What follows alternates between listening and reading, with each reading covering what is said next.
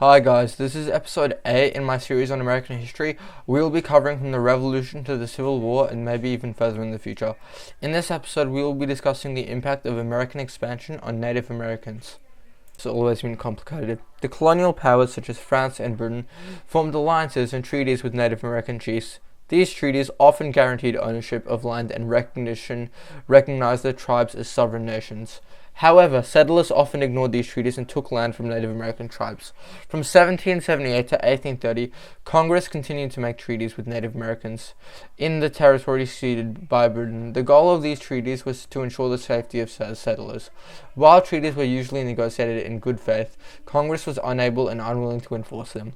Americans viewed their culture as superior and attempted to assimilate Native American tribes. In the early 19th century, some Americans began calling for the removal of Native Americans to the newly acquired territory to the west. After the discovery of gold in Cherokee land in Georgia demanded that Congress give states control of all territory controlled by the tribes. The Indian Removal Act was signed into law by President Jackson, and Jackson believed that the extinction of Native Americans were inevitable. The Indian Removal Act paved the way for the removal of 100,000 Native Americans from their land and allowed the president to create reservations for tribes in areas west of the Mississippi. By 1837, almost all Native American tribes east of the Mississippi had been removed from the United States.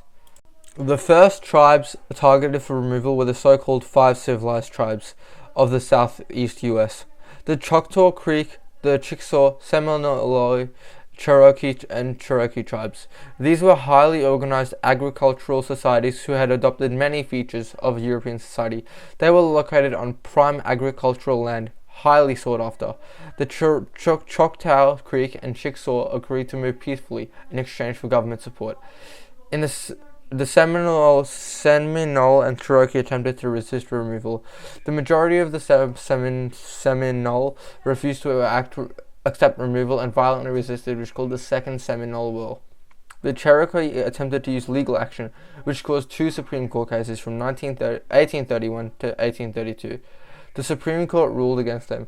In May of 1838, the U.S. military forced Cherokee people from their homes and moved them to internment camps. In conclusion, the American government initially continued the British policy of creating treaties with Native Americans.